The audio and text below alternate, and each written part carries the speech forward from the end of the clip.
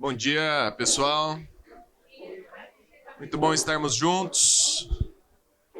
Começar a nossa aula sobre o Evangelho na família e o Evangelho para a família, ok?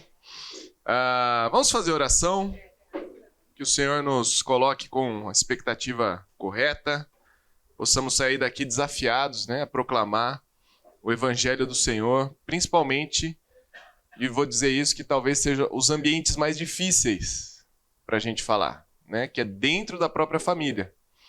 Que o Senhor nos capacite com a graça dele para a gente fazer isso. Senhor Deus, obrigado por esse dia, a oportunidade que temos de aprender as Escrituras, estudar do Senhor, sermos capacitados pelo Teu Santo Espírito, para que a gente possa falar das verdades do Evangelho para as pessoas ao nosso redor, em especial nesse tema, para as pessoas da nossa família.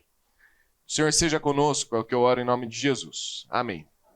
Muito bem, o objetivo dessa aula é aprender a aplicar o Evangelho no cotidiano do lar, compartilhar do amor e da graça de Deus com cada familiar e promover transformações de vidas e relacionamentos por meio da graça e da verdade do plano de Deus. Tá? Para isso, eu queria começar com essa pergunta. O que é o Evangelho? E como ainda é 9h30 da manhã, o café ainda não bateu, muitos de vocês não vão me responder essa pergunta. Gostaria que você compartilhasse com a pessoa do lado de você, com a sua família, quem estiver perto aí de algum membro familiar, o que é o Evangelho, tá bom? Então, nós temos 5 minutos para que isso aconteça. Com a pessoa próxima a você, converse aí, pode ser trio, pode ser quarteto, pode ser com a pessoa perto. O que é o Evangelho, ok? Muito bem. Vamos lá, quero escutar agora um pouco as respostas de vocês aí. O que é, então, o Evangelho? Vocês que agora já chegaram às conclusões, o que é o Evangelho, então?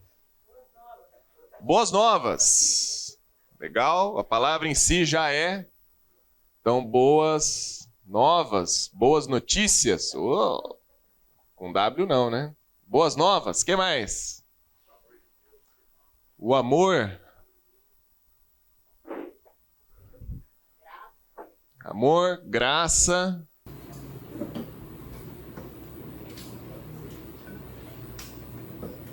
Guia familiar, né? Um guia familiar, né? Pra gente seguir, né? Guia.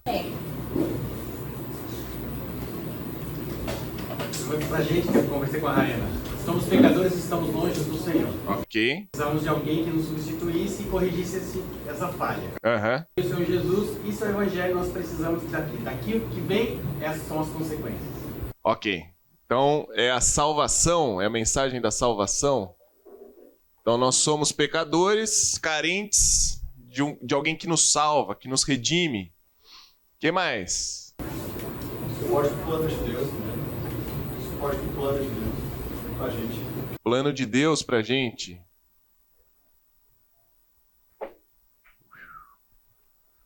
Mais alguém? Esperança. Legal. Se mais alguma pessoa quiser falar, talvez a nossa caneta tá ficando mais fraco. Mais alguém? Muito bem. É isso aí. O Evangelho, então, ele é a mensagem, ok? Ele é a mensagem que nós levamos. É a boa notícia de salvação. Podemos pensar em blocos, a criação, a queda, a redenção, a glorificação. E essa notícia, por vezes, essa boa notícia envolve, por vezes, levar as pessoas a entenderem a má notícia. Muitas pessoas ao nosso redor não conhecem que elas estão carentes do Senhor, que elas são pecadoras, que elas estão em pecado, destituídas da glória de Deus. E por vezes a gente vai levar uma boa notícia, mas também tem que mostrar a má notícia. A má notícia é que os pecados nos afastam do Senhor. Deus criou tudo perfeito, os homens foram criados à semelhança de Deus, o pecado entrou no mundo, o pecado manchou toda a humanidade, mas Cristo veio, viveu sem pecado, morreu substituindo, né, a condenação do pecador, o justo pelos injustos. Saber disso é o suficiente? Não, saber disso não é o suficiente. Nós temos que crer. Aqueles que creem têm a vida eterna e o perdão dos pecados. Os que não creem, os que rejeitam a mensagem, eles continuam nos seus pecados e serão condenados, né? Então, o modo de você se apropriar da salvação é crendo na mensagem do Senhor Jesus Cristo. Ok? Alguns textos aí para a gente ler. O problema do homem. Quem pode ler já? Uma pessoa abre Romanos 5,12. Quem vai ser? Quem abre Romanos 5,12 para mim? Beleza? Romanos 3,23. Se alguém souber de cor, já levanta a mão. Já pode falar, né? João 1,12, João 1,14, João 3,16. E a gente vai, cada um, lendo um texto aqui, tá bom? Romanos 5,12, Mateus. Portanto, da mesma forma que o pecado entrou no mundo por um homem, e pelo pecado entrou a morte, assim também a morte veio a todos os homens, porque todos pecaram. Muito bem. Então, esse texto já mostra que o pecado ele está em todos os homens, porque todos pecaram. Adão e Eva eram nossos representantes lá no Éden. E uma vez que eles pecaram, todo o pecado se arrastou à humanidade. Romanos 3,23. Todos pecaram e carecem, né, estão destituídos da glória de Deus. João 1,12, João 1,14. Mas a todos quantos o receberam, deu-lhes o poder de serem feitos filhos de Deus, a saber os que creem no seu nome. Muito bem. João 1,14, o que fala lá? O Verbo se fez carne e habitou entre nós, cheio de graça e de verdade, e vimos a sua glória, glória como a de unigênito do Pai. Muito bem. João 3,16, esse daí também, a galera já sabe, né? Texto conhecido, porque Deus amou o mundo e que deu seu único filho, para que todo que nele crê não pereça, mas tenha vida eterna. Então, percebam que o problema do ser humano não é resolvido por ele, né? Esses textos mostram isso. É iniciativa de Deus salvar a nós, pecadores. É de Deus que parte a iniciativa, né? Ele envia Jesus, aquele que veio habitar entre nós, né? Veio viver entre nós, se encarnou para viver entre nós. Ele enviou Jesus como sacrifício, né? Então, quando fala Deus amou o mundo, que entregou o seu filho, né? Que deu o seu único filho. E a partir de Jesus, nós temos a solução dos nossos pecados. Mas o que Jesus veio fazer? 2 Coríntios 5, 18 a 21. Outra pessoa já abre Gálatas 3,13. E tudo isso vem de Deus, aquele que nos trouxe de volta para si por meio de Cristo e nos encarregou de reconciliar outros com Ele. Pois em Cristo Deus estava reconciliando consigo o mundo, não levando mais em conta os pecados das pessoas. E Ele nos deu esta mensagem maravilhosa de reconciliação. Agora, portanto, somos embaixadores de Cristo. Deus faz seu apelo por nosso intermédio. Falamos em nome de Cristo quando dizemos, reconciliem-se com Deus. Pois Deus fez de Cristo, aquele que nunca pecou, a oferta por nosso pecado, para que por meio dele fôssemos declarados justos diante de Deus. Muito bem. Jesus, então, ele é oferta pelos nossos pecados. Essa ideia já vem carregada do Antigo Testamento de que para você ter o perdão dos pecados, um cordeiro precisava ser sacrificado a fim de ser perdoado, né? Seus pecados serem cobertos. E aí esse texto de Coríntios está falando, ele é oferta pelos nossos pecados. Então, Jesus veio, morreu para ser o nosso substituto, aquele que perdoa os nossos pecados. Tinha o cordeirinho lá no Antigo Testamento e ele é o cordeirão do Novo Testamento, uma vez por todas, né? E ele faz então o quê? O ministério da reconciliação. Então ele junta os seres humanos pecadores com Deus sem pecado. Ele cria essa ponte, né? Então a gente pode usar inclusive essas imagens, né? Da ponte, do abismo e etc., que separam-nos de Deus. Gálatas 3,13. Cristo nos resgatou da maldição da lei, fazendo-se Ele próprio maldição em nosso lugar, porque está escrito: maldito todo aquele que for pendurado em madeiro. Muito bem, então ele é o substituto, né? Ele veio morrer pelos nossos pecados, se tornando maldito em nosso lugar, para perdoar os nossos pecados. Foi isso que Cristo fez. E se a gente parasse aqui, é meia boa notícia. Porque a boa notícia de fato acontece quando nós cremos na mensagem de salvação. João 3,16, nós já falamos aqui, mas se você ler o versículo 17 e 18, fica claro que há uma decisão a ser feita. Então não há ninguém que possa ficar em cima do muro com relação a Cristo. Ou você crê no Senhor e tem a vida eterna, ou você continua sem crer, e a consequência é não ter a vida eterna. A morte eterna é a sua consequência. Romanos 10, 9 e 10. Quem pode ler esse daí? Também é um texto que alguns já sabem aí, né? Pois com o coração se crê para a justiça e com a boca se confessa para a salvação. Como diz a Escritura, todo que nele confia jamais será envergonhado. Muito bem. Então temos que crer para receber a salvação. Então quando nós colocamos a nossa fé no Senhor Jesus, é aí que a salvação, nós adquirimos a salvação, né? Então não é uma simples mudança intelectual.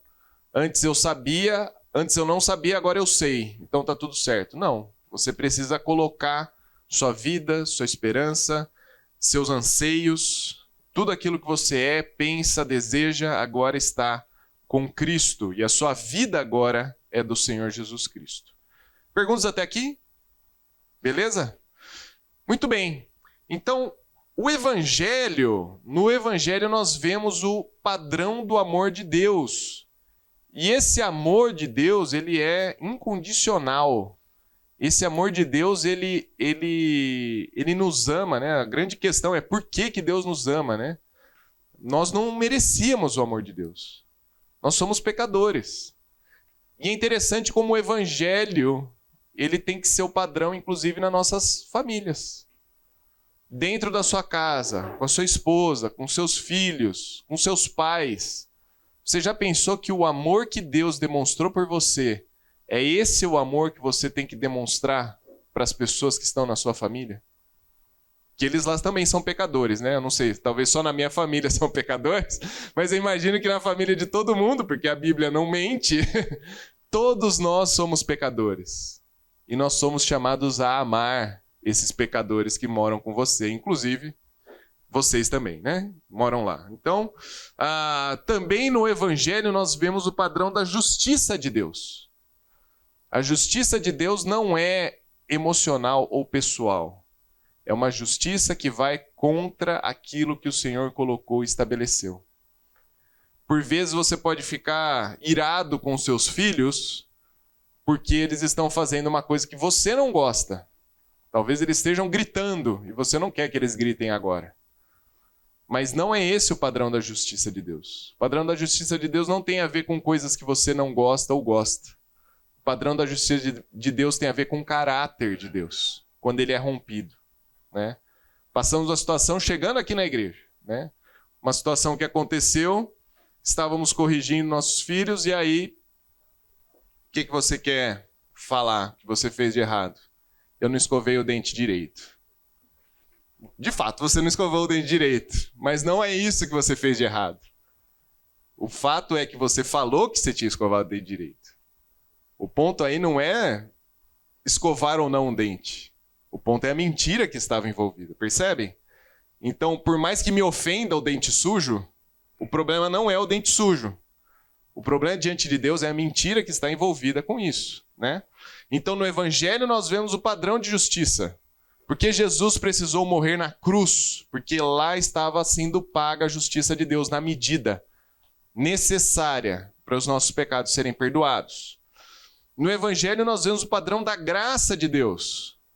Graça essa, né, maravilhosa. Graça essa que não retribui aquilo que nós merecemos, que também tem a ver com a misericórdia. Não retribuir aquilo que nós merecemos, enquanto a graça nos beneficia com coisas que não merecemos. E na família nós vemos isso, né? Você tem uma discussão com o seu esposo, com a sua esposa, e mesmo assim você decide, né, preparar um café da manhã, preparar um almoço, um jantar, que seja, mesmo, sei lá, não merece, né? Vou colocar um veneno nessa comida. Não, aí é outra coisa. Aí não é graça nem misericórdia, aí é ira e pecado, né? Mas a graça e a misericórdia estão presentes no Evangelho e devem estar presentes na família. O perdão, né? Assim como Cristo nos perdoou, vamos ver esse texto já já. Assim como Cristo nos perdoou, nós devemos perdoar. Tem lugar onde o perdão é mais trabalhado do que dentro da família? Esposo, esposa, filhos, pais. O perdão é algo que Deus fez por nós. E aí nós devemos fazer para os próximos. O Evangelho é o poder de Deus para a transformação de todo aquele que crê. Então o Evangelho é aquele que é capaz de mudar cada membro da família. E eu gostaria de começar falando sobre o Evangelho para com o cônjuge, ok? As realidades do Evangelho na vida do casal, elas são visíveis. Primeiro, você não casou com alguém perfeito. Isso já ficou claro na lua de mel, eu imagino, né? Para vocês que estão namorando, né?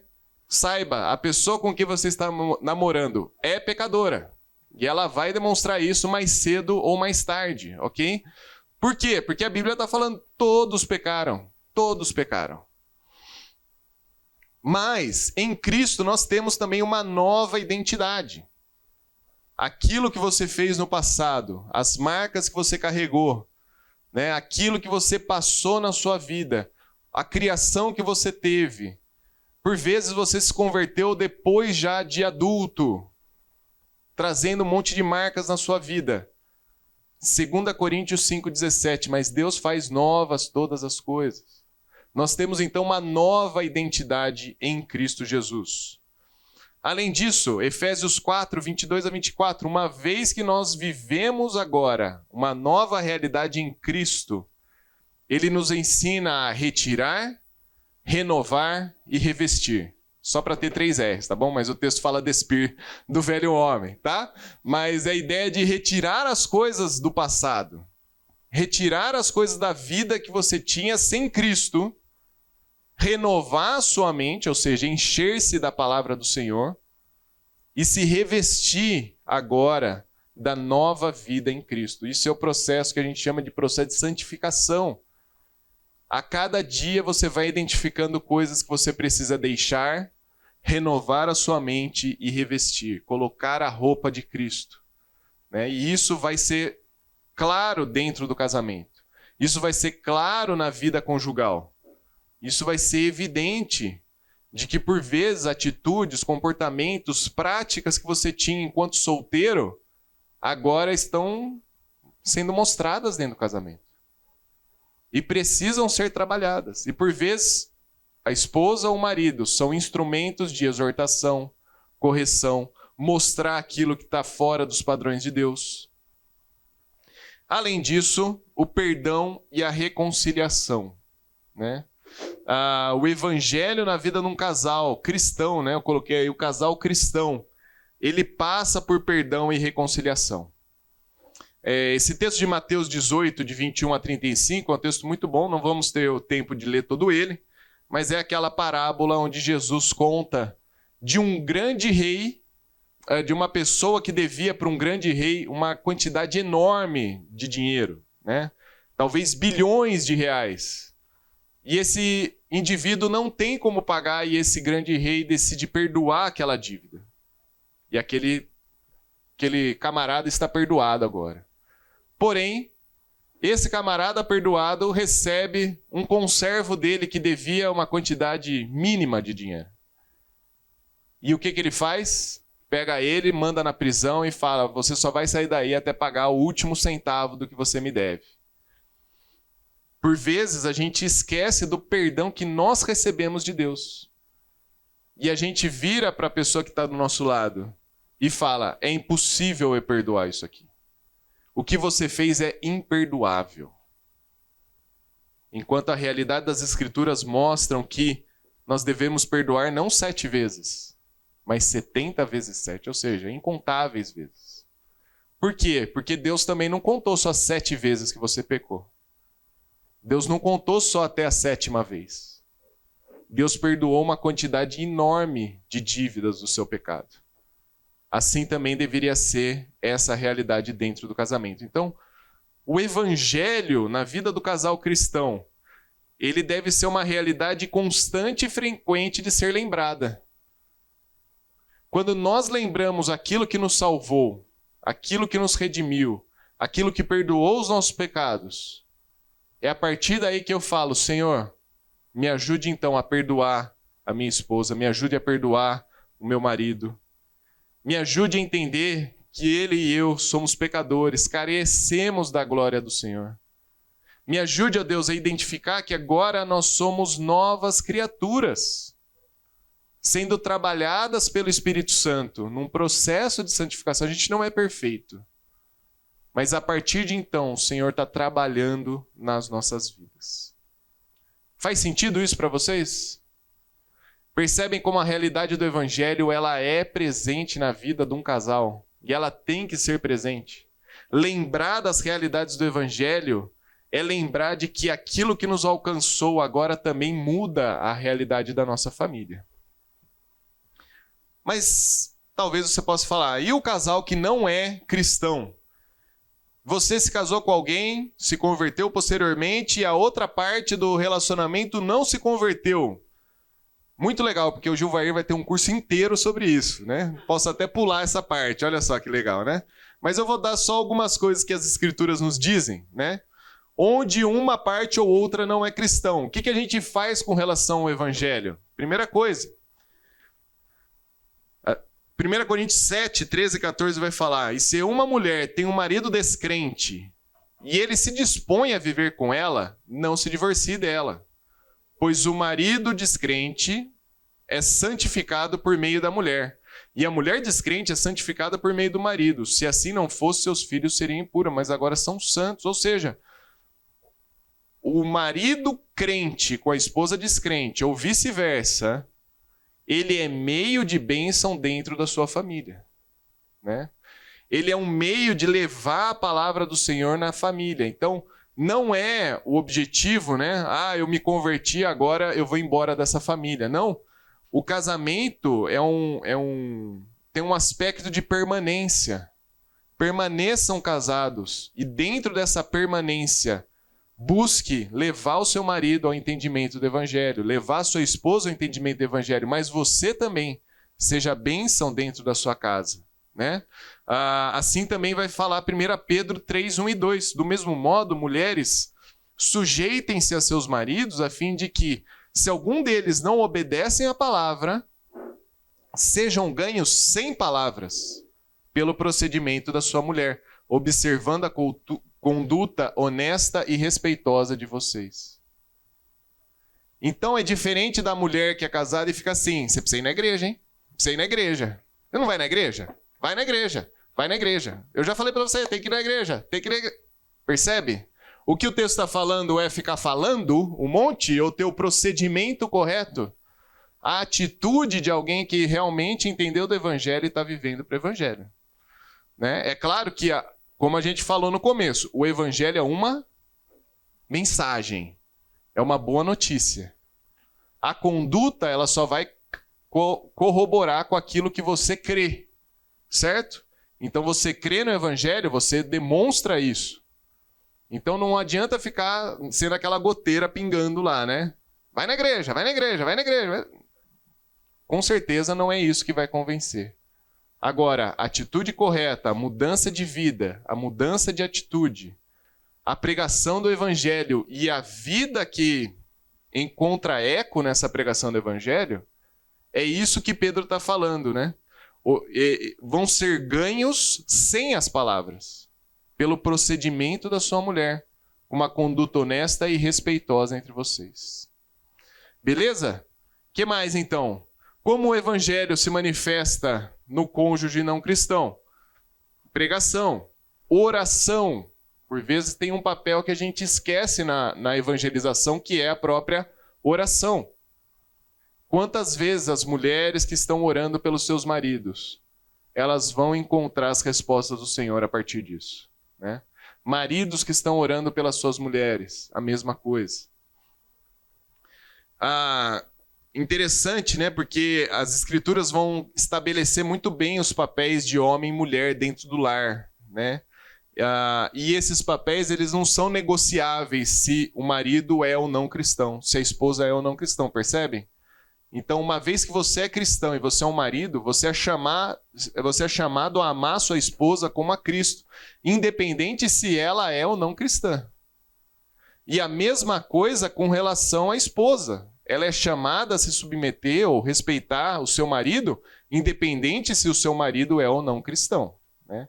É claro que, assim, para vocês que não se casaram ainda, né, as Escrituras deixam claro a questão do jugo desigual. E, por vezes, a pessoa que escolhe, né, você sendo um cristão, que você escolhe se relacionar com alguém não cristão, as consequências disso também acontecem, né? Acontecem bastante, né? Mas tem um caso de um primo meu que ele casou com uma moça que não era cristã e se converteram. Tá bom, para cada um caso nós temos 40. E aí a graça do Senhor é maravilhosa em alcançar essas pessoas, né? O grande ponto não é os casos de exceção. O grande ponto é o que as Escrituras estabeleceram. As Escrituras estabeleceram que não é possível ter, né, um relacionamento entre luz e trevas. Então, quando eu estou tratando aqui, eu estou tratando essa questão mais assim, alguém se casou, né? Talvez até na desobediência nesse texto, sobre luz e trevas. Por outro lado, os dois eram não cristãos e uma das partes se converteu. Qual deve ser essa atitude? É essa que está estabelecida nas Escrituras, né? Então, as Escrituras têm sempre que ser o guia para o casamento, né? Amar como Cristo amou, respeitar como Cristo estabeleceu, perdoar como Cristo perdoou. Colossenses 3,13. Quem pode ler esse texto lá?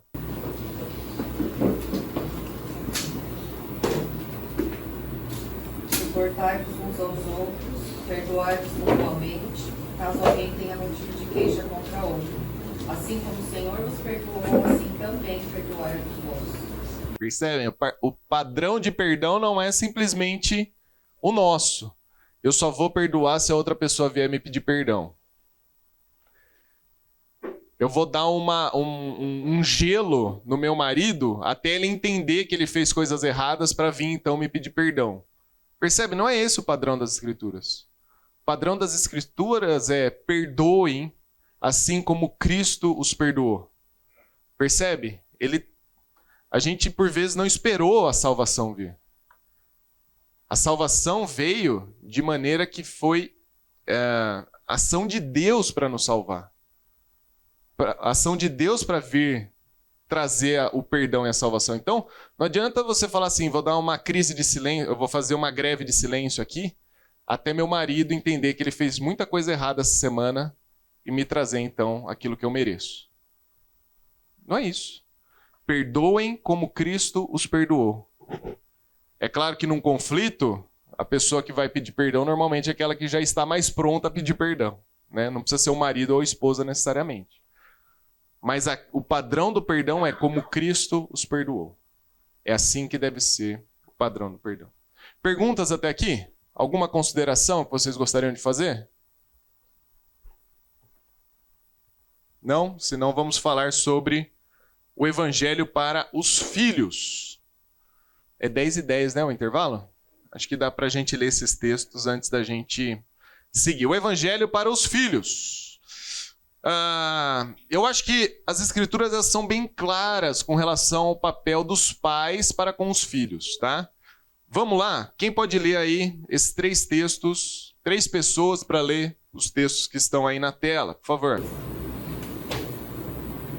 Instrua a criança segundo os objetivos que você tem para ela. Mesmo com o passar dos anos, não se desviará deles. Provérbios 22:6. Muito bem. Provérbios, então, fala para instruir, ensinar, né? Corrigir a criança nos objetivos e mesmo com o passar dos anos, não se desviará deles. Efésios 6:4. E vós, pais, não provoqueis a ira aos vossos filhos, mas criai-os na doutrina e admoestação do Senhor. Percebem? Criar segundo a instrução e conselho, né? Doutrina e admoestação do Senhor. Esse é o padrão para se criar filhos, né? Na palavra de Deus. 1 Timóteo 3,4. Que governe bem a própria casa, criando os filhos sob disciplina com todo o respeito. Muito bem. Por que eu coloquei esse texto, né? Mas esse texto é para pastores. Pois é. Pastores, como modelo do rebanho, né? Eles devem criar os seus filhos a fim de que a comunidade veja e fale. É assim que nós devemos criar os filhos também, né? Então, tendo os filhos sujeitos com toda a dignidade, né? Então, os filhos dos pastores têm que ser, de alguma maneira, avaliados. Se eles estão andando na linha, eles não estão, eles são rebeldes, eles não estão nem aí para a palavra de Deus. Os pais não estão nem aí para corrigir e ensinar a palavra para os seus filhos, né? Isso daí deve ser algo a ser contado também. E tem um texto interessante sobre a intencionalidade dos pais. Deuteronômio 6, versículos 7 a 9. Quem pode ler? Ensine-as com persistência a seus filhos. Converse sobre elas quando estiver sentado em casa, quando estiver andando pelo caminho, quando se deitar e quando se levantar. Amarre-as como um sinal nos braços e prenda-as na testa. Escreva-as nos batentes das portas de sua casa e em seus portões. Se você olhar o contexto aí de Deuteronômio capítulo 6, você vai ver que Deus está falando, eu sou o Senhor, o único Deus, obedeçam aos meus mandamentos. E aí ele vai falar, ensine esses mandamentos aos seus filhos, né? Isso daqui tem a ver com persistência, tem a ver com intencionalidade. Converse sobre elas. Lembra? A boa parte da população naquela época, né, não tinha ensino formal, né, não sabia ler e escrever, não tinha a Bíblia escrita para poder ler. Então, quem vai fazer esse papel de ensinar os mandamentos do Senhor? Os pais. Os pais vão ter que fazer esse papel. Eles escutaram a palavra do Senhor, eles absorveram essa palavra do Senhor e agora eles estão ensinando. Como? Constantemente. Conversando quando estiver sentado em casa, quando estiver andando no caminho. Ou seja, em todos os aspectos da vida, este pai e esta mãe estão pensando como eu vou passar a palavra do Senhor para os meus filhos. Esse filho, quando crescer, o que ele vai fazer? Eu absorvi isso e preciso fazer para os meus filhos. E então para os meus filhos, e assim por diante. Intencionalidade. Você tem que ser intencional. Você tem que aproveitar as oportunidades. Ensinando com persistência, né? Ensine com persistência aos seus filhos. Mas não sei se agora seria a hora. Gente, é persistência. Tem que martelar a palavra do Senhor nos nossos filhos, né? Até porque eles têm bastante absorção de muita coisa nesse mundo, certo? Eles estão sendo expostos a uma série de coisas. É desenho que não presta, é música que não presta, é coisa que não presta. O ponto é, nós como pais, o que nós vamos fazer para persistir, né? Talvez vocês não tenham filhos, então guarde bem essa mensagem, tá? Vejo alguns jovens aqui. Guarde essa mensagem. Quando você tiver filhos, o que você vai fazer para ensinar a palavra do Senhor com persistência, com dedicação, com intencionalidade, certo? Eu coloquei algumas ideias aqui de como a gente pode ser persistente e intencional com os nossos filhos. Por exemplo, músicas. Quais são as músicas que têm tocado no seu carro? Quando você vai no caminho da escola, quando você volta, quando você vai para a igreja, quando você volta, quando eles estão dentro do carro. A gente, querendo ou não, passa muito tempo dentro do carro, certo? Não sei vocês, mas a gente passa bastante, né? Então, o carro acaba sendo um meio de falar no caminho, né? Até, olha só, né? Deuteronômio, será que estava prevendo, né? Que a gente ia passar tempos no caminho, né? Andando pelo caminho. Mas o ponto é, que músicas que estão lá tocando? São simplesmente músicas aleatórias, músicas que eu gosto? Ou será que são músicas que podem trazer algum tipo de reflexão? Algum tipo de desafio? Algum tipo de questionamento, né? Por vezes alguma música está tocando e os nossos filhos perguntam: o que é graça? O que é alguma coisa? O que é tal palavra? Né? O que é cordeiro? O que é o cordeiro que está falando na música? Por quê? A partir desse gancho, aproveitar essas oportunidades e falar do evangelho, né? Então a música está tocando, por vezes eles podem estar cantando, por vezes podem estar refletindo, mas é aproveitar as oportunidades das músicas que tocam na sua casa, né? Ah, mas a gente só vai escutar música cristã? Bom, talvez sim, né? Por outro lado, a gente é chamado também a encher os nossos pensamentos com tudo aquilo que é bom, agradável, perfeito e etc, né? Então, talvez essas músicas possam ajudar, inclusive, nós mesmos, né? Na nossa caminhada com o Senhor. Vídeos, né? Você viu um vídeo interessante, você viu um filme interessante, filme cristão, filme que traga algum tipo de reflexão, né? Até que ponto a gente compartilha desse tipo de material com os nossos filhos também, né? Talvez filhos mais velhos, né? Tem filmes que podem ser passados, eles podem ver, sentir tocados, desafios ali que podem ser estabelecidos. Então, por vezes o vídeo, né? O visual pode ser muito chamativo, né? Para a vida das crianças. Versículos para decorar. Aqui na igreja, né? A gente tem aí o material do Semear, para as crianças até 11 anos, 10 anos, acho que até 10 anos, né? Não lembro. 10 anos.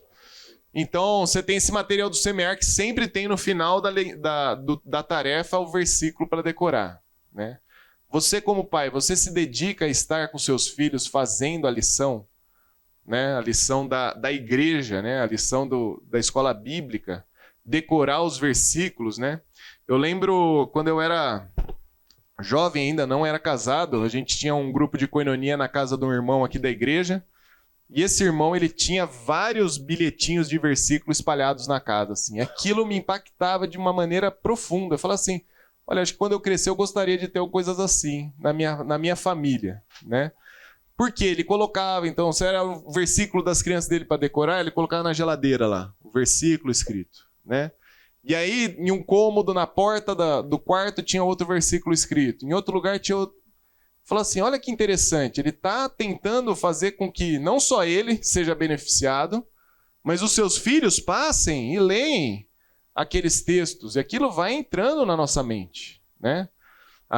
O decorar o versículo é uma coisa que, por vezes, a gente perde, né? A gente perdeu essa prática.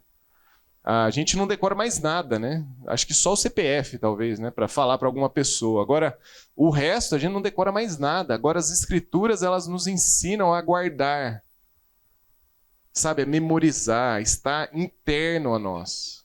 E, por vezes, essa prática, né? Da leitura dos versículos. Vamos tomar um café? Depois a gente volta aqui com os nosso evangelismo na família. Ainda sobre versículos, né? Uma prática que nós temos feito em casa, a gente tem, na entrada de casa tem um espelho assim, né? Então a gente escreve, né? Os versículos da semana, até para isso, né? Na refeição, depois da refeição, passa, olha, lê. E eu lembro, juntando essa questão dos versículos, junto com instrui a criança, né, no caminho que deve andar. Eu lembro da história de um dos irmãos da igreja, já não está conosco aqui, mas ele contava que quando ele foi para a faculdade, ele passou por uns caminhos longe do Senhor, e foi na faculdade, longe do Senhor, que ele começou a se lembrar nos momentos mais tenebrosos da vida dele. Ele se lembrava dos versículos de quando ele era criança e decorava de criança. E foram esses alimentos dele, né, que fez ele voltar aos caminhos do Senhor. Então é isso, né? A gente tá no dia a dia ali com as crianças, com os filhos e tal. Talvez a gente não saiba que aquilo que a gente está jogando uma semente, às vezes a gente acha que está jogando uma semente ao além, mas de repente aquilo lá que pode trazer lembranças para essas crianças lá no futuro, mais à frente, né? Os pontos seguintes aqui, a leitura das Escrituras, né? Nada substitui a leitura das Escrituras. Por isso que os versículos, né? Eles precisam fazer isso, né? Ler a Bíblia também é um hábito seu. Eu acho que isso é um ponto também, né? A gente talvez queira que os nossos filhos leiam a Bíblia. Nossa, é tão importante para os nossos filhos, nem a gente às vezes está tendo o hábito das Escrituras, o prazer nas Escrituras, ler as Escrituras como elas merecem, né? Então, dificilmente a gente consegue incentivar algo nos nossos filhos que nós mesmos não fazemos ou rejeitamos, né? Uma vez, aqui na igreja, eu encontrei um casal e o casal falou assim: a gente está vindo na igreja que é muito importante para os nossos filhos virem aqui, né? Como se fosse assim, importante para eles, né? Assim, eu só venho porque eles precisam, né? Eu não preciso, né? Eu não sei se eles estão em outro patamar ou se eles não querem saber nada, né? Então eu não sei em que patamar que eles estão aí. O grande ponto é, se nós queremos que os nossos filhos se apeguem às Escrituras, isso é um hábito nosso também. Isso é um prazer nosso.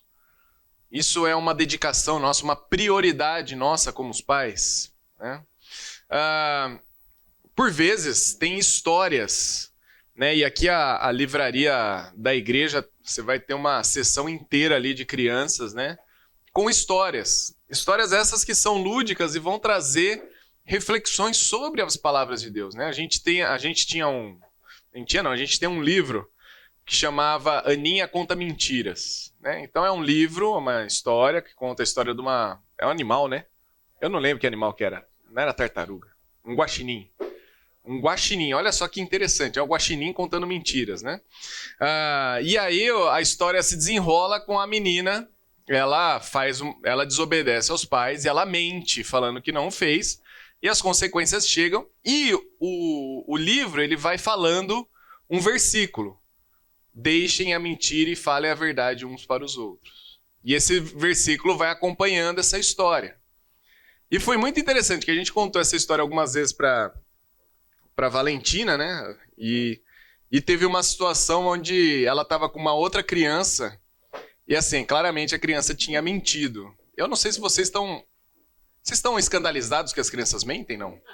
Não, então tá bom. Quem tem filho, acho que não tá, né?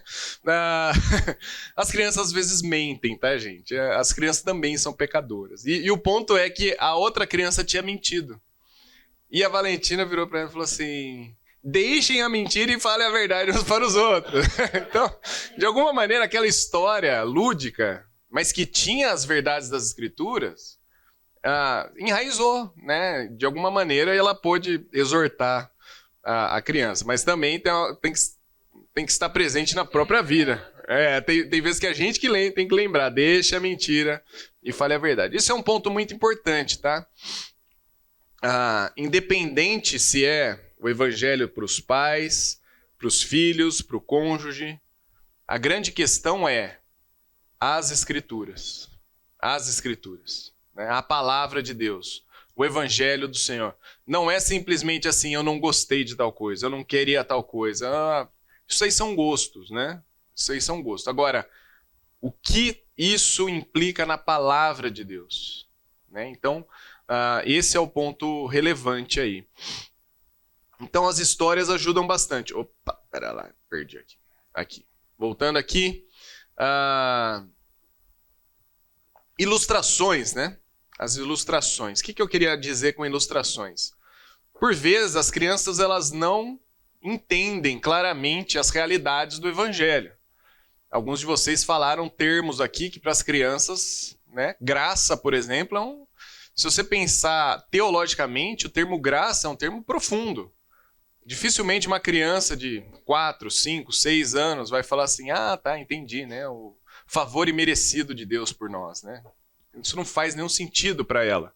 Então, claramente, a gente precisa usar de ilustrações, né? Usar de ilustrações. Eu lembro uma situação onde a gente estava fazendo a lição da escola bíblica aqui da igreja.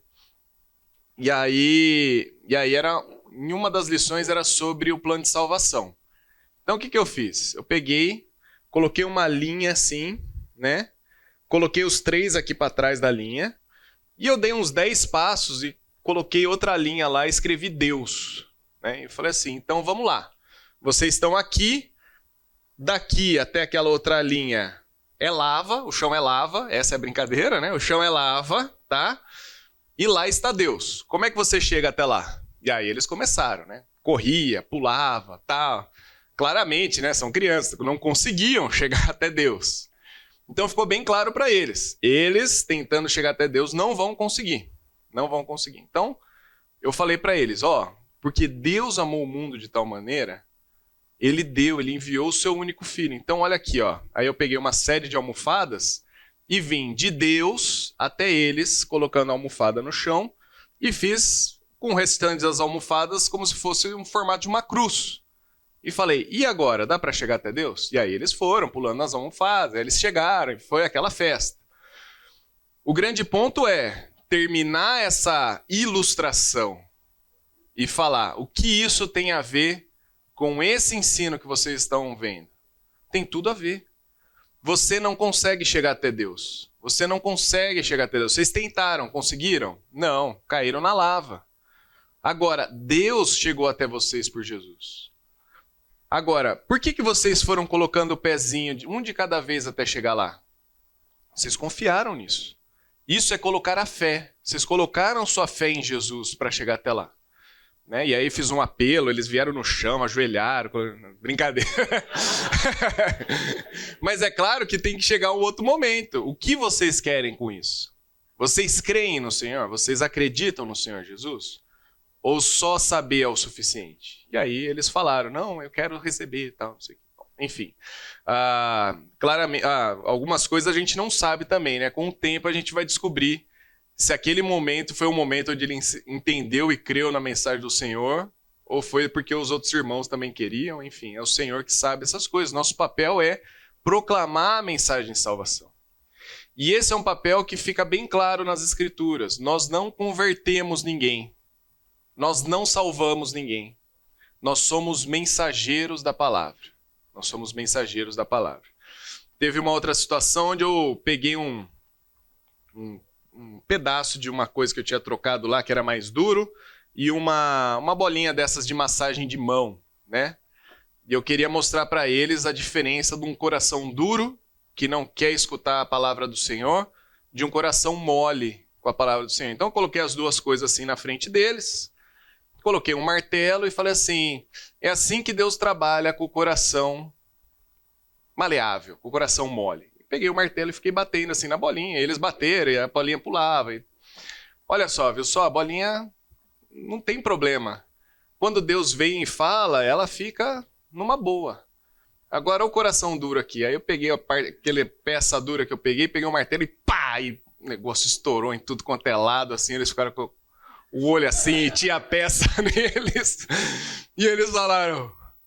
É isso que acontece? Eu falei, é isso que acontece. É isso que acontece com o coração duro. O coração duro não dá voz para a palavra de Deus. Para a palavra de Deus entrar, Deus precisa quebrar o coração duro. E aí? Qual coração vocês têm? Eu quero o coração mole. E aí vem o encerramento da ilustração. Então, as ilustrações ajudam, né? Quantas vezes você já não viu aquela ilustração da ponte? Você de um lado, Deus do outro, a ponte em formato de cruz. O que é isso? É visual. Criança lá é visual, né? Então a gente precisa colocar isso. O próprio cotidiano tem que nos mostrar as realidades do Evangelho. Separar brigas não pode ser só um momento de vai para cada um para o seu canto e chega de brigar. Ele tem que ser um momento também de demonstração, de falar do amor de Deus, falar do Evangelho. Quando nós disciplinamos nossos filhos, a gente nunca encerra só falando você pecou e agora você vai ser disciplinado. Ao final da disciplina eu tenho que mostrar, existe a graça do Senhor que salva você do seu pecado. O Senhor Jesus veio para te perdoar, inclusive desse pecado que você está sendo disciplinado. Uma lição de casa, uma ida à escola, uma ajuda, uma falta de ajuda, tudo isso tem que levar você a apontar a Deus, apontar a Cristo, apontar o Evangelho, percebem? Então, essas realidades de Deuteronômio, elas não são só para o povo que estava no deserto, elas são para nós hoje. Falar enquanto está no caminho, indo para a escola, em todos os momentos. E é claro que para isso, meus irmãos, a gente precisa estar cheio da palavra do Senhor. A gente tem que olhar as oportunidades e falar. Oportunidade de falar de Jesus, oportunidade de falar da salvação, oportunidade de falar de Deus. Tem um versículo que fala sobre isso que eles estão vivendo. Coloquei aqui culto doméstico, uma prática importante também, né? Palavra, oração. A gente fazia de uma maneira onde tinha uma música, a gente fazia um pote de gratidão. Então escrevia o que nessa semana você pode agradecer a Deus. Escrevia lá o estudo bíblico, a oração. E mais sobre a oração, né? Oração no carro, oração nas refeições.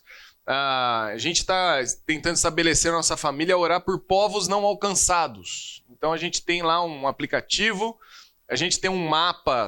Eu não sei se você já viu aqueles mapas que você raspa e sai o país, né? Com certeza eu não vou viajar para todos aqueles países, né? Então assim, obviamente a gente já deixou isso, então a gente pega e fala assim, hoje a gente vai orar pelo povo tal da Tanzânia. Legal. Então, onde está a Tanzânia? Está aqui. Vamos raspar aqui a Tanzânia e tal. Então, a gente se tornou um mapa de oração. Aí vai ser muito mais fácil de completar, eu acho, né? Do que viajar e ir completando aquele mapa. Mas o ponto é orar, levar seus filhos a orar. Seus filhos têm um dilema na escola, na faculdade, na vida. Ore. Vamos orar por isso. Vamos colocar isso diante de Deus em oração. Queria colocar o exemplo de Timóteo, né?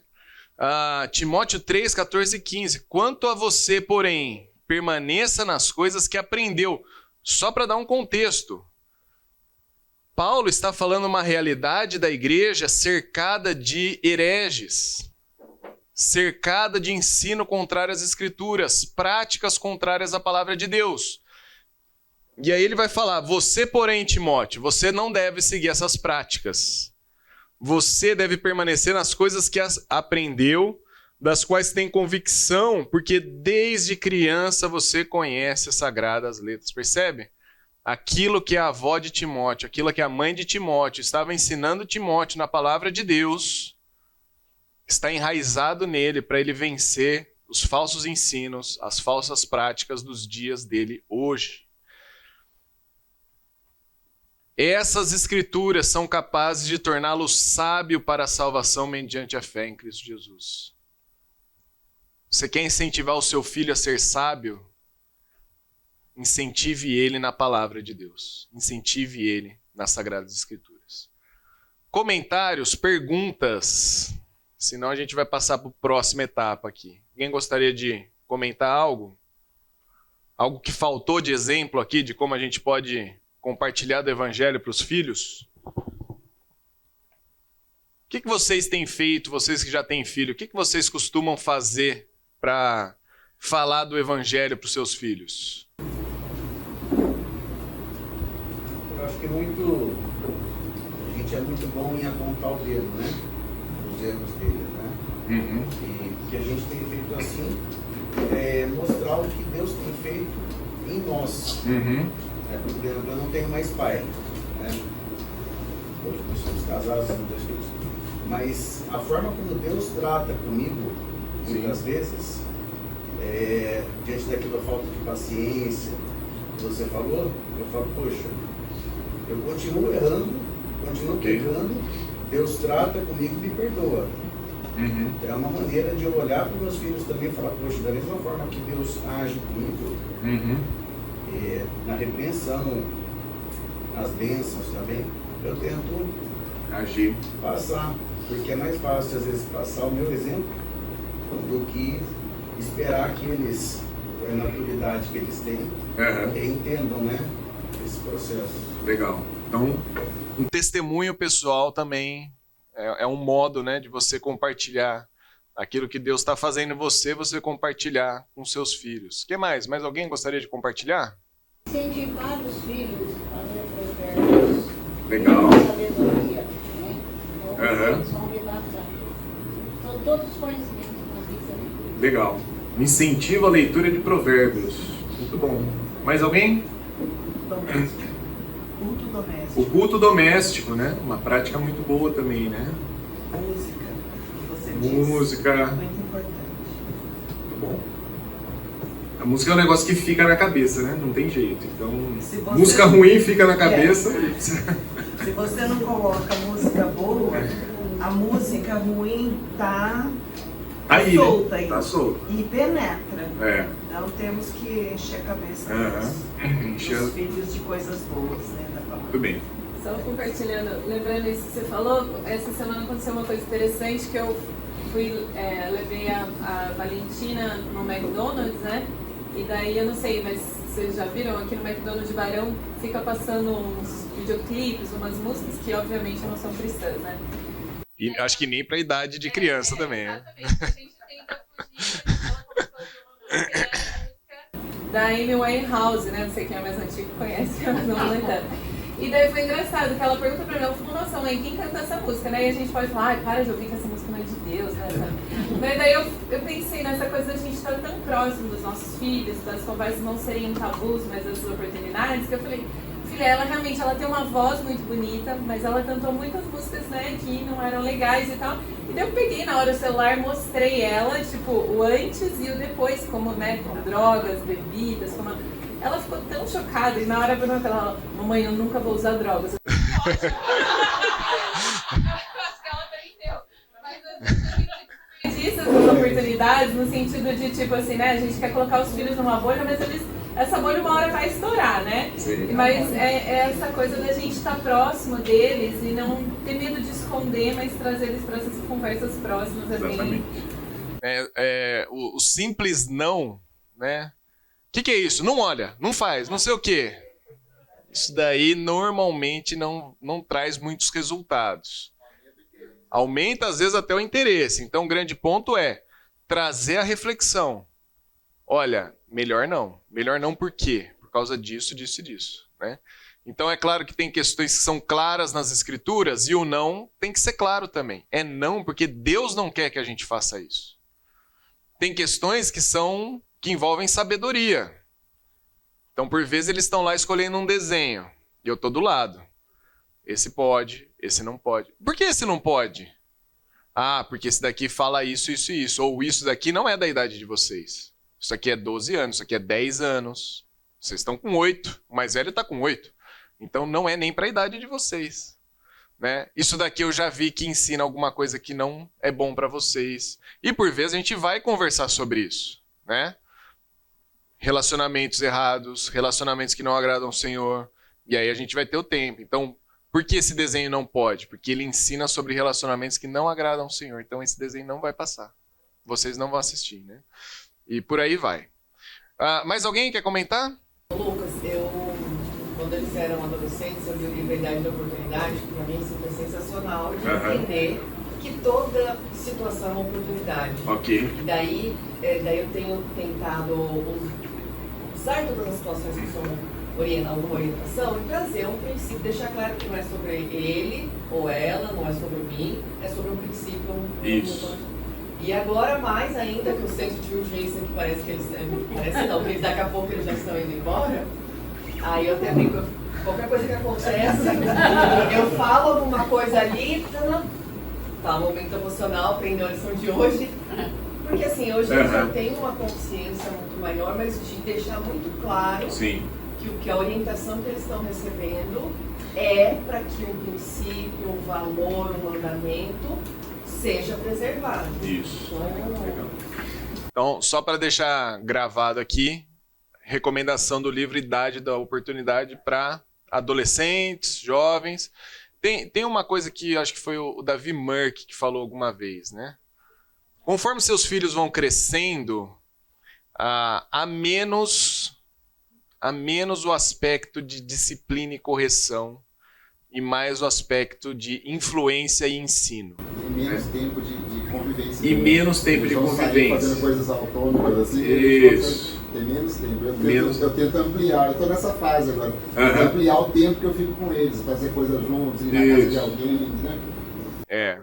Vai tendo mais autonomia. Então, exatamente. Uma dirige, a outra já sai com amigos, então você tem que ficar... Legal. Ele estava perdendo um pouco o contato. Quando você é pequenininho, você tem mais tempo. Você tem mais tempo junto, né? Então, a influência e o ensino, quando você é menor, mas eles são mais curtos também, né? Então, por exemplo, se eu chegar para os meus filhos e falar assim, vamos lá, todo mundo abre a Bíblia aí, Romanos 3, vamos estudar, lê o versículo 1, puxa vida, eu tenho uma lá que já vai estar dando pirueta de cabeça para trás, não vai prestar atenção. Agora, vai ser ensinado nesses momentos, nesses tempos, nessas oportunidades, nas correções, nas disciplinas, nos momentos de graça. Então, mais a disciplina, tem uma hora que eu não vou pegar meu filho de 15 anos, vem cá, a gente vai conversar agora. Não cabe mais. Mas cabe o quê? O ensino, né? E a influência. Então, eu acho que essa balança, né, ela vai pendendo conforme nossos filhos vão crescendo também. Então, a gente tem que estar atento a isso, né? Com relação aos pais, aqui é um aspecto mais desafiador, eu diria. Porque quando você é marido e esposa, diante das escrituras, nós temos um papel igual, né? Assim, homem e mulher foram criados à imagem e semelhança de Deus. Não existe uma autoridade acima da outra, né? É amor e respeito, essa relação igual. Quando você tem filhos, você foi colocado como autoridade na vida dos seus filhos. Só que esse aspecto aqui dos pais, os pais foram colocados como autoridade sobre você. Então aquele famoso, quem é você para falar algo para mim, né? Quem é você para me ensinar? Como assim, o filho não poderia falar nada para os pais. Porém, nós vemos que nós somos chamados a ser testemunha de Cristo.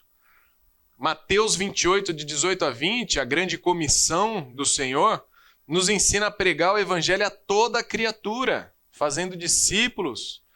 Então, aqui não colocou assim uma exceção, né? Falem a todos, menos aos seus pais, ok? Seus pais não precisam escutar do evangelho. Não, é a todas as criaturas, tá? Efésios 6:2 vai falar para os filhos honrarem aos pais. Então, toda a nossa proclamação, toda a nossa mensagem do evangelho, ela tem que ser feita com sabedoria e mansidão. Seja para as pessoas que não conhecem, seja as pessoas de fora da família, seja para os nossos filhos, mas principalmente nesse aspecto, para os nossos pais. Sabedoria e mansidão, aproveitando todas as oportunidades. Tenham cuidado da maneira que vocês vivem, e aí vai terminar o versículo 16, aproveitando a oportunidade porque os dias são maus. Então, como é que a gente pode fazer isso? Como é que a gente pode proclamar o evangelho, falar do evangelho para aqueles que são os nossos pais, pessoas mais velhas do que nós? Oração em família, né? Logo que eu conheci a Naila, a família... Posso... Podia ter falado antes, né? Surpresa. Mas logo que eu conheci a Naila, era interessante que meu sogro falava assim... Religião, futebol e política a gente não discute nessa casa, né? Então, assim, coloquei as cercas aqui, quer ter um bom relacionamento comigo, não entre nesses temas, né? E foi muito interessante que a gente já passou por todos eles, né? Assim, também acho que com 10 anos de casado, eu falei, esse cara não vai embora mesmo? Vai ficar aí? Vamos deixar, vai. Mas foi muito interessante porque logo no começo... A nossa casa sempre foi uma casa que, antes de comer, nós fazíamos oração. E a Valentina, pequenininha ainda, falava assim, a gente não vai fazer oração antes de comer? E aí, aí deixa de ser pai e filho, e é o vovô e vovó. Então, o vovô e vovó fica assim, não, filha, vamos fazer oração, vamos fazer oração.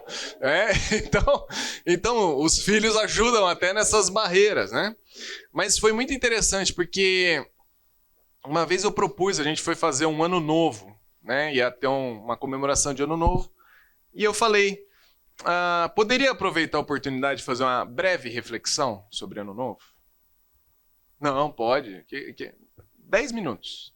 Então preparei uma breve mensagem sobre planos. Quais são os seus planos para, sei lá, 2019? Não sei, chutando um ano. Quais são os seus planos para o ano? E aí cada um compartilhou um pouco. E aí eu pude abrir as escrituras e falar, mas o plano de Deus é esse para nós. Para que a gente possa conhecer mais a Ele. Isso, por incrível que pareça, vai abrindo a mente, oportunidades de conversa que vão surgindo. Natal, Páscoa, Ano Novo, essas festas em família são oportunidades de você não só testemunhar com a sua vida, mas nas conversas que você tem, nas oportunidades que você tem. Por exemplo, aproveitar as oportunidades com o momento de saúde dos seus pais. De repente eles estão com a saúde crítica. Já pensou em levar uma reflexão para com eles? Do tipo, e aí? E se essa doença não passar? E se você não sair dessa condição? E se sua saúde não melhorar? O que vai acontecer da sua vida? Isso é a oportunidade de falar do Senhor, né? Manter o contato com os pais, né? Talvez muitos perderam o contato com os pais, não se falam, guardam mágoas. Lembra o perdão que a gente falou?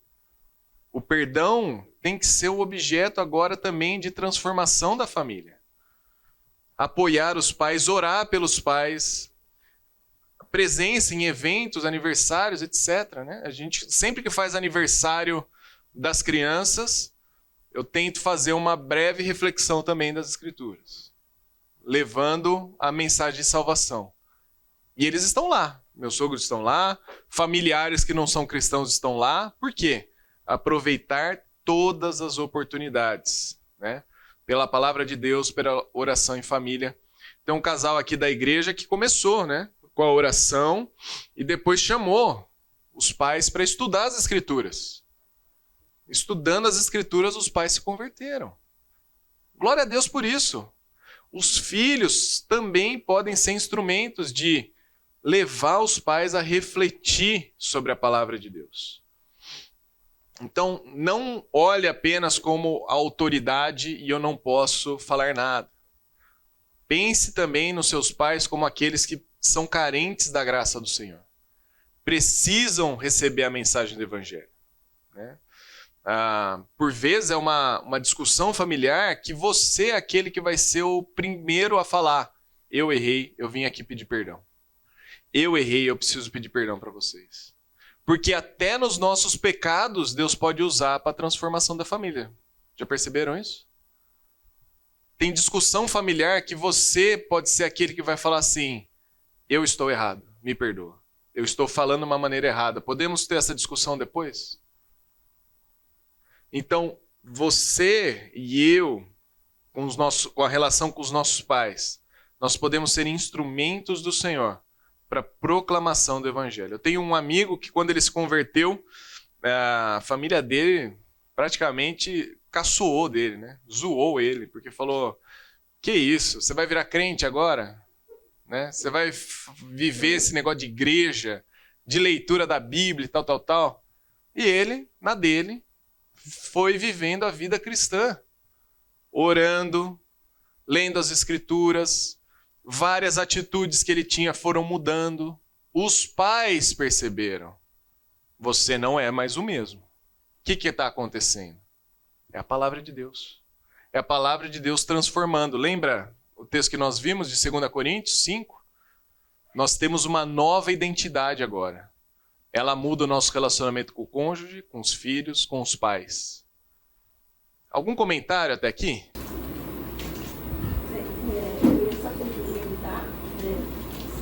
Que eu ia falar, mas tudo que todo mundo fala é muito importante, mas juntamente com o exemplo que a gente dá em casa, Isso. não só nas nossas atitudes, nos relacionamentos, mas como a gente aprende com os nossos filhos. Sim. E muitas vezes a gente erra, e é muito bom. Eu lembro uma situação com a Yasmin, que eu errei, e ela fez uma pergunta assim que me incomodou demais. Qual é a sua intenção em falar isso? E isso hoje move a minha vida de falar. Toda vez que eu vou falar alguma coisa com alguém, qual é a minha real intenção? Minha intenção está ligada com Deus ou é com o meu coração humano? Legal. Então, é um aprendizado não só com os filhos, como a gente também tem que passar nossos ensinamentos. O filho falar qual a sua intenção para o pai, e é desafiador para os filhos fazerem isso, né? E por vezes a gente, como autoridade de pai, a gente vai falar assim, fica quieto, vai pro canto, né? E por fim é isso mesmo. O filho está falando algo que a gente está fazendo errado, né? A gente está fazendo errado. Então, por vezes a gente precisa disso. Precisa falar, o Senhor, meu filho está certo. Meu filho foi instrumento do Senhor para me corrigir, né? Mais algum comentário? Senão, queria seguir aqui. A gente tem um tempinho ainda. É possível que seus pais te rejeitem por você ser cristão, tá? É bem possível que isso aconteça.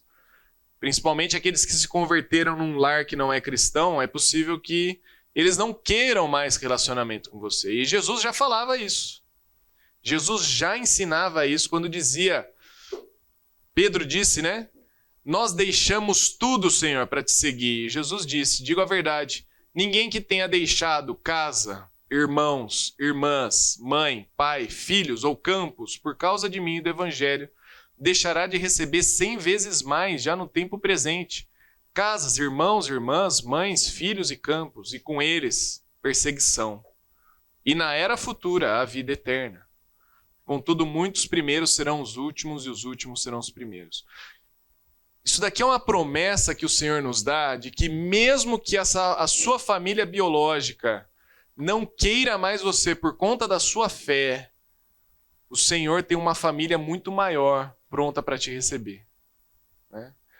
Por vezes, quando a gente tomou a decisão de ir para o norte do país e depois para o sertão da Bahia, é difícil explicar isso para a família. A gente está deixando a nossa vida aqui para ir lá falar de Jesus, lá no sertão da Bahia. É complicado, tem dúvidas. Né? Mas e aí? Como é que vai ser? O que vai acontecer? Mas isso não deixou a gente sem pai e mãe. A gente acabou ganhando outros familiares. Pessoas que se tornaram tão próximas a nós que são irmãos e irmãs, pais e mães. O Senhor não nos abandona.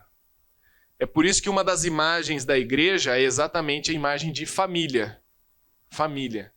Né? A gente se torna irmãos. Você tem pessoas mais velhas que se tornam seus pais. E mesmo que você não tenha pai e mãe, na igreja com o Senhor você encontra uma família. Né? Então, é possível que parte da família te rejeite. Talvez você mais velho, os filhos te rejeitem. Talvez você mais jovem, os pais te rejeitem. Irmãos te abandonem. Mas a palavra do Senhor é verdadeira. E ela se cumpre. Na igreja nós temos uma família. Né? Perguntas até aqui? Alguma consideração além disso? Pode falar. Dá um exemplo aqui no caso da família da Ana, da Vista, que ela fala muito do Evangelho, das atitudes. Né? Duas cunhadas, uma dela e outra cunhada, você vê a diferença. Uma acha que ela é fanática demais, que ela é muito exagerada nessas questões de tirar ansiedade, ter domínio próprio e tudo mais, né? De tempo de Deus. E a outra está mais propensa a fase de conversão. Uma aceita, a outra não, mas os outros. Você vê, e ela não desiste de falar sempre para ela. No ano novo, Natal, a gente fala. Isso aí. É isso aí. E essas oportunidades... lá vem ela com as dinâmicas. É isso aí. É interessante, né? Porque às vezes você fala assim, poxa, não sei, né? Será que prestou atenção e tal? E de repente o pessoal vai lembrar disso no outro ano, né? No outro ano chega o Natal, né? Então é difícil, porque às vezes você vai ter que preparar várias mensagens de Natal, né? Já que você vai passar o Natal com a família, não pode ter uma só, né? Mas o ponto é estar atento às oportunidades, né? Estar atento às oportunidades. E aqui eu gostaria de encerrar com o evangelho por meio da família, tá bom? A sua família, ela pode ser instrumento do Senhor para alcançar outras famílias. Então a gente já viu que o evangelho alcança e transforma o casamento, o evangelho alcança e transforma os filhos, o evangelho alcança e transforma os pais, o evangelho também pode servir para alcançar outras famílias ao seu redor. João 17, de 15 a 20, né, é uma oração que Jesus faz falando para que as testemunhas de Cristo elas não sejam simplesmente arrebatadas do mundo, mas que, estando no mundo, sejam sal e luz do Senhor nesta realidade que nós estamos. Por vezes, porém, nós vemos essa realidade aqui, né? Você tem um aniversário e de um lado você tem os amigos crentes e outros não crentes, né? E é uma, meu Deus, não chega perto, né? Parece que é assim, né? Tá um longe do outro e você não enxerga essas pessoas que não são crentes como pessoas que você precisa compartilhar do evangelho. Pessoas que você precisa falar do Senhor. Você faz um aniversário pro seu filho, você fala assim, não, só vou chamar os amiguinhos da igreja, porque a chance de ter palavrão talvez é menor, né? Porque se eu chamar um amigo da escola, de repente, como é que vai ser, né? Agora, você já pensou que esse amigo da escola, talvez vai ser a primeira vez que ele escute algo sobre Jesus, e vai ser nesse aniversário do seu filho. Então, a sua casa, ela é um ambiente aberto para receber o estranho, e essa é a ideia da palavra hospitaleiro, tá? Você ser o amigo do estrangeiro, você ser o amigo do estranho, você receber o estranho na sua casa. A sua casa é um ambiente aberto para isso. 1 Pedro 4,9, 1 Timóteo 3,2, eles vão falar isso. De você receber na sua casa o estrangeiro, né? A gente tem algumas situações onde a gente traz dois casais que são amigos, assim, a gente não é super amigos. Como é que a gente pode descrever isso? A nossa filha é amiga da filha desses casais, né? Então, da escola, amigos do maternal, enfim, e foi seguindo, e a gente criou uma... Então era assim, aniversário, a gente estava na mesma mesa conversando. Outro aniversário, de novo conversando. E a gente começou, poxa, é uma oportunidade talvez da gente evangelizar essas famílias, né? Então a gente começou, tem cantata, vamos convidar? Teve uma época que veio fazer o jiu-jitsu, vamos convidar para fazer o jiu-jitsu? Aí depois chamamos em casa, né? Recentemente chamamos eles em casa. Comer uma pizza, vamos ter um tempo aqui. A proposta era jogar algum jogo, que todos gostam daqueles jogos de tabuleiro. Venha jogar um jogo, vamos fazer a noite de jogos, tal. As crianças brincam, a gente joga, conversa. E é muito interessante que sempre surgem assuntos sobre vida, sobre fé, sobre casamento. É curioso porque eles sempre perguntam, né? O que você faz? Eu sou pastor. Mas o que o pastor faz? O que você faz no dia a dia? Fico sentado, lendo a Bíblia. Mas o ponto é, até isso gera oportunidades. Então a sua família, ela está aberta a receber essas pessoas, né? Eu coloquei estranho, mas poderíamos colocar o estrangeiro, né? Aquele que não é o comum, né? Você conhece os amigos dos seus filhos? Ou você simplesmente fala para eles, não ande com essa turma, hein? Ou você fala, traz ele em casa. Pode chamar, pode vir. Prepara um lanche para vocês, vamos sentar, vamos conversar. Por que você não chama ele para ir na igreja? Por que você não chama ele para ir no programa de férias? Por que você não chama ele para ir no acampamento? Por que você não chama... Percebe? Será que você conhece, né, os seus filhos? Sabe o que eles falam? Incentivam seus filhos a convidar nesses programas, né? Você conhece os pais dos amigos dos seus filhos? Né? Já pensou em a oportunidade de entregar um pão diário, de convidar para uma cantata, uma noite de jogos, conhecer os vizinhos, né? Estou falando aqui para público de Campinas, né? Eu tinha uma vizinha na rua que ela virava as costas quando a gente saía de carro, né? Só para não ter que cumprimentar. Então, assim, a gente conhece os nossos vizinhos, né? Como é que a gente usa as oportunidades em família? Né? Oportunidades em aniversários. Você já pensou em fazer uma viagem missionária com a sua família ir para algum lugar, ir para o sertão e falar assim, pessoal aqui do sertão, o que tem para fazer? Nossa família quer ajudar em algo. Nossa família quer vir aqui como família e falar de Jesus em um povoado A, um povoado B, fazer um programa de férias, que seja. Sua família pode estar engajada na proclamação da salvação. Tornei-me tudo para com todos, para de alguma forma salvar alguns. Será que a gente está pronto para isso? Receber pessoas que são estranhas a nós, para falar do evangelho para elas? Eu gosto muito dessa frase, né? O objetivo da família é espelhar e espalhar a glória de Deus ao mundo, proclamando e vivendo o evangelho. Para sua esposa, para o seu esposo, para os seus filhos, para os seus pais e para os amigos dos seus filhos, para os amigos dos seus pais e assim por diante. Vamos orar? Senhor Deus, nos ajude a olhar as oportunidades ao nosso redor e proclamar aquilo que um dia nos salvou, nos redimiu, nos dá esperança da vida eterna. Deus, que grande salvação recebemos. Deus, obrigado porque essa salvação ela não fica conosco. Ela pode ser multiplicada, espalhada, distribuída. E a gente não a perde, ó Deus. nos ajude a olhar as oportunidades ao nosso redor, sermos intencionais e proclamarmos a mensagem de salvação na nossa família, para a nossa família e por meio da nossa família, que oramos no nome de Jesus. Amém. Deus abençoe.